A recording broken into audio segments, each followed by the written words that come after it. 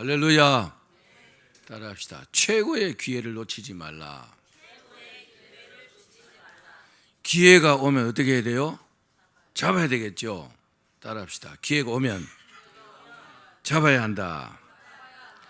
우리가 살다 보면은 기회가 왔는데 기회를 놓쳐가지고 나중에 후회하는 경우가 있습니다. 그런데 정말 우리가 크게 후회하는 것은 하나님께서 주시는 최고의 기회를 놓치는 것입니다. 그래서 뼈저리게 후회한다 그런 말이 있잖아요.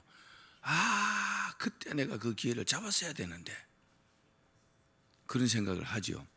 실제로 하나님을 잘 믿지 않고 늘 기도하지 않으면 하나님께서 주시는 기회를 잘 모릅니다. 이게 기회인지 아닌지 잘 모른다고요. 정확히 말씀드리면 하나님께서 기회를 주셨는데 그 기회를 놓쳐도 놓친 줄 모르고 살아갑니다. 실제로 그렇습니다. 하나님께서 가르쳐 주셨는데 내가 기도해서 성령 충만하지 않고 영적으로 하나님과 소통하지 못하기 때문에 기회를 줘도 모르는 것입니다. 지나가도 모르는 거죠.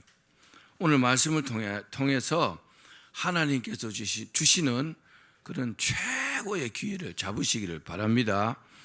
그럼 기회가 뭘까요? 무엇이 기회입니까? 사람의 그 운명을 바꾸는데 가장 큰 영향을 주는 것이 바로 기회입니다. 저는 그렇게 생각합니다. 어떤 기회를 잡으면요, 그 사람의 운명이 바뀝니다. 이신론이라는 게 있습니다. 이신론. 이것은 신을 세계의 근원으로 인정은 합니다. 신이 세상을 만들었다는 거죠. 그러나 세상이 창조된 후로는 신의 지배를 떠나서 스스로의 법칙에 의해서 움직인다. 이게 이신론의 주장입니다. 하나님은 인간을 창조하시고는 전혀 인간의 삶에 관여하지 않고 인간 스스로 살아가게 하셨다는 겁니다. 자기의 삶은 자기가 알아서 산다는 겁니다. 그래서 키에르케고르란 여러분 철학자 아시죠? 키에르케고르가 뭐라고 했냐면은 사람을 하나님께서 세상에 던져놨다. 던져진 존재다. 뭐 그런 주장을 했습니다. 그러나 이런 사상과 주장은 전혀 이치에 맞지 않은 허구입니다. 그러면 하나님께서는 뭐라고 하셨을까요? 하나님께서는 성경은 인간의 자유의지를 인정합니다. 우리가 자유의지가 있다는 거죠. 내가 할 수도 있고 안 할 수도 있고, 내가 꼭두각시가 아니라 하나님께서 창조는 하셨지만 자기 스스로 결단하고 선택하며 살아갑니다. 여러분들이 교회 오고 안 오고 여러분 자신의 마음이잖아요. 그렇죠? 올 수도 있고 안 올 수도 있어요. 그러나 나온 것은요, 자기 자유의지에 의해서 나왔습니다. 그렇기 때문에 자신의 행위에 대해서도요, 다 자기가 책임을 지는 겁니다. 다른 사람이 책임져 주지 않아요. 내가 한 행동은 내가 책임지는 겁니다. 그래서 세상 끝날이 가면 어떻게 되느냐? 모두 하나님 앞에 가서 선악간에 심판을 받게 되는 겁니다. 자유의지 때문에 그렇습니다. 그리고 하나님은 살아계시고 우주 만물을 섭리하고 계십니다. 여러분, 하나님은 우주 만물의 생사화복을 주장하십니다.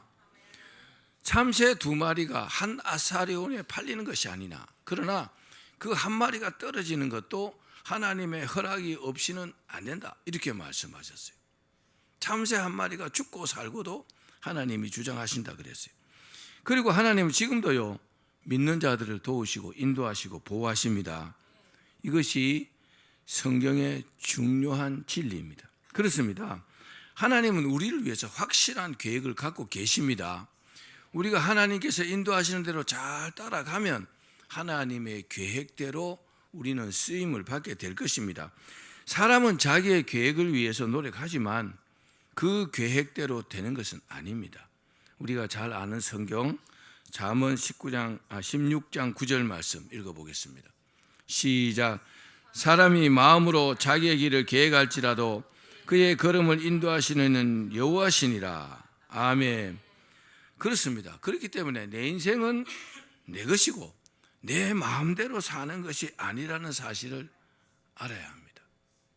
유행가가 있잖아요. 내 인생은 내 것이라고.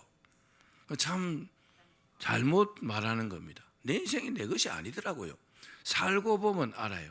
살고 보면 알 수 있는데 살기 전에는 모르는 것이 인생입니다. 그렇기 때문에 내 인생을 내 마음대로 사는 것이 아니고 하나님의 뜻대로 살아야 합니다. 인생을 살고 나면 하나님의 말씀이 옳았다는 것을 알게 됩니다.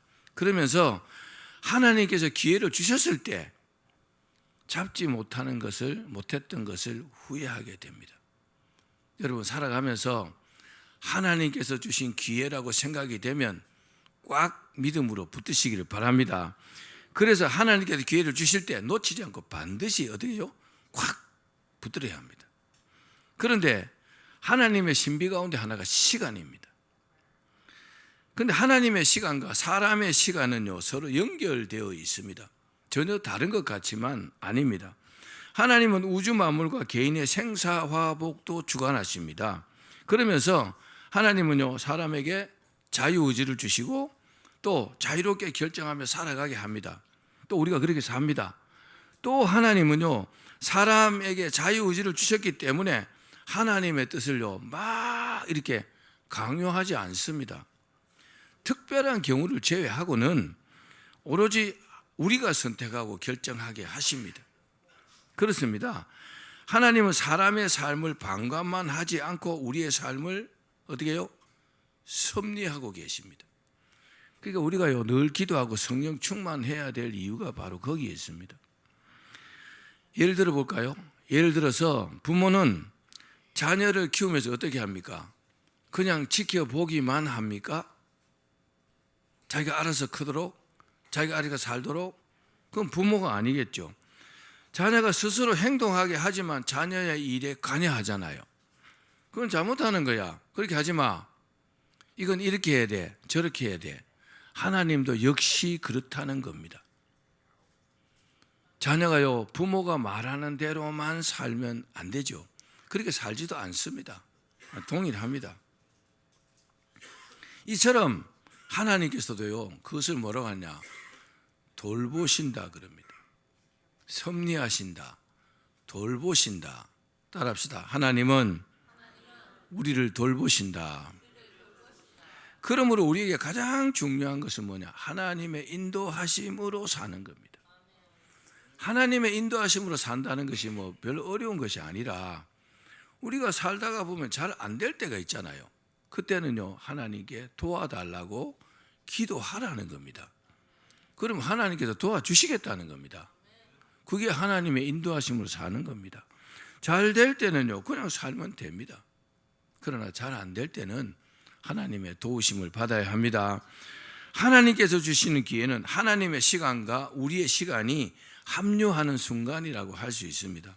이처럼 기회는 하나님이 우리에게 역사하시는 엄청난 축복의 순간입니다. 하나님께서는 이 엄청난 기회를 이렇게 말씀하십니다. 우리 같이 읽어봅시다. 고린도후서 6장 2절 말씀 시작. 내가 은혜 베풀 때에 너를 듣고 구원의 날에 너를 도왔다 하셨으니 보라 지금은 은혜 받을 만한 때요 보라 지금은 구원의 날이로다. 이사야서 55장 6절 읽겠습니다. 시작. 너희는 여호와를 만날 만한 때에 찾으라. 가까이 계실 때에 그를 부르라. 아멘. 이 말씀처럼 우리가 하나님과 가장 가까이 있을 때 하나님께서 우리를 부르시고 그때에 하나님께서 기회를 주시는 겁니다. 하나님과 가까이 있는 게 뭡니까? 하나님의 마음에 들도록 내가 사는 시간들입니다. 하나님께 기도하라 할 때 기도하고 하나님 말씀하실 때 순종하고 하나님께서 이끄시는 대로 내가 그 인도함을 받는 겁니다. 그러면요 그런 사람에게 하나님께서 기회를 주신다고 말씀했습니다. 여러분 그렇게 하나님 기회 주실 때 꽉 붙잡기를 바랍니다. 자, 두 번째, 그러면 기회를 놓친 사람의 비극을 한번 보겠습니다. 하나님께서 기회를 주셨는데 그 기회를 잡지 못하고 놓쳐버렸습니다. 어떤 비극이 일어났을까요? 이스라엘 백성들입니다. 이스라엘 백성들이 출애굽을 해서 시내산까지 가는데 소요된 시간은 3개월 정도 됩니다. 또 시내산에서 하나님께서 주시는 율법을 받고 성막을 만들어서 봉헌하는데 약 1년 정도 지났습니다. 그리고 가데스 바네아로 이동했습니다. 왜요? 가데스 바네아에서 실제로요, 거기서 가나안 땅으로 들여보내기 위해서 하나님께서 그를 인도하신 겁니다. 시내산에서 가데스 바네아까지는 약 224km입니다. 200만 명이 이동하는데 걸리는 시간이 약 11일 정도입니다. 하루에 평균 20km 정도 이동하는 거죠. 그리고 가나안 땅을 정탐하기 위해서 머물렀던 그 가데스 바네아에서 가나안까지 거리는 약 80km 정도, 4일 정도면 들어갈 수 있는 겁니다. 이스라엘 백성들은요, 그때 하나님의 계획과 가장 가까이 있었습니다. 하나님께서 가나안 땅에 들여보내기로 작정하셨고 또 그렇게 하기 위해서 그곳까지 인도를 했단 말입니다. 가나안 땅과 가장 가까이 있었습니다. 즉 그때가 그들에게는요, 최고의 기회였습니다. 기회를 잡아야 되겠죠. 잡았으면 가나안 땅에 들어갔습니다. 그런데 어떻게 됐습니까? 하나님을 믿지 못하고 막 부정적으로 말하고 불평하고 하나님을 원망하고 다시 또 애굽으로 돌아가자고 그랬습니다. 그들을 인도해내신 하나님께서 얼마나 마음이 상심하셨겠습니까? 10가지 재앙을 누리고 홍해를 건너고 여기까지 왔는데 그 불평하는 소리를 들으니까, 부정적인 소리를 들으니까 하나님 마음이 상하신 겁니다. 죽었으면 좋겠다, 애굽으로 돌아갔으면 좋겠다. 어떻게 되세요? 이 일 때문에 이스라엘 백성들은 그 가까운 거리를요, 무려 39년이 걸려서 들어갔습니다. 지금 4일 만에 들어갈 수 있는 거리를요, 무려 40년이 걸려서 들어간 겁니다. 뭐 때문에요? 기회를 놓쳤기 때문에. 맞죠? 그 기회를 잡았더라면, 긍정적으로 말하고 하나님을 믿었더라면 하나님께서요, 그냥 가나안 땅으로 들여보냈을 겁니다. 그 엄청난 기회를요, 이들은 놓쳐버린 겁니다. 그리고 그 당시 20세 이상은 한 사람도 가나안 땅에 들어가지 못하고 광야에서 전부 다 죽었습니다. 가나안 땅에 들어간 사람은요, 여호수아와 갈렙을 제외한 그 당시 20세 이하의 아이들, 그리고 광야에서 태어난 사람들만 들어갔습니다. 여러분, 우리가 살다가 어렵고 힘이 들더라도 하나님을 원망하지 말기를 바랍니다. 하나님은 다 알고 계시고 하나님은 다 듣고 계십니다. 그러므로 불신으로 하지 마시고 반드시 하나님을 믿고 믿음으로 하시기를 바랍니다. 그런 사람에게 기회를 준다는 사실을 믿기를 바랍니다. 만약에 그때 하나님을 믿고 가나안 땅에 들어갔으면 어떻게 됐을까요? 그들의 부모가 가나안 땅에 들어갔으면 얼마나 좋았을까요? 그런데 불순종하니까 그 기회를 놓쳐버린 것입니다. 이유는 한 가지입니다. 하나님을 의심하고 하나님을 믿지 못하고 하나님 말씀에 불순종했기 때문에 그 축복의 기회를 놓쳐버린 것입니다. 가데스 바네아에서 기회를 놓친 자들은 원통한 자들이 되었습니다. 늘 그들은요, 하나님을 원망하며 살았습니다. 그들은 430년간 애굽에서 하나님의 은혜로 종살이를 청산했습니다. 430년의 종살이를 하나님의 은혜로 청산했단 말입니다. 얼마나 감사합니까? 그런데 적과 꿀이 흐르는 그 가나안 땅 턱 밑에서 그곳에 들어가지 못한 불행한 자들이 되었다는 겁니다. 저도 이 나이껏 살면서요, 기회를 놓친 수많은 사람들을 보아왔습니다. 분명히 하나님을 믿고 하면 될 텐데 안 하더라 말입니다. 결국은 불행하게 되더라고요. 여러분, 하나님 주시는 기회를 놓치면 원통한 일을 당합니다. 각오를 해야 합니다. 하나님께서 기회를 주시면 꽉 믿음으로 붙잡으셔야 합니다. 불평하지 말아야 합니다. 불순종하지 말아야 합니다. 여러분, 하나님을 최고로 여기셔야 합니다. 하나님은요, 살아계시고 우리 인생의 생사화복을 주장하시는 전능하신 분이시잖아요. 그런데 한 점 흙밖에 안 되는 우리가 하나님을 판단하고 하나님을 비판하고 하나님을 원망하면 그 인생이 어떻게 되겠습니까? 하나님은 우리 믿음의 대상입니다. 하나님을 믿어야 합니다. 하나님을 사랑해야 합니다. 여러분, 하나님을 공경해야 합니다. 하나님 말씀에 100% 순종해야 합니다. 그래야 하나님께서요, 기회를 주신다는 것을 믿기를 바랍니다.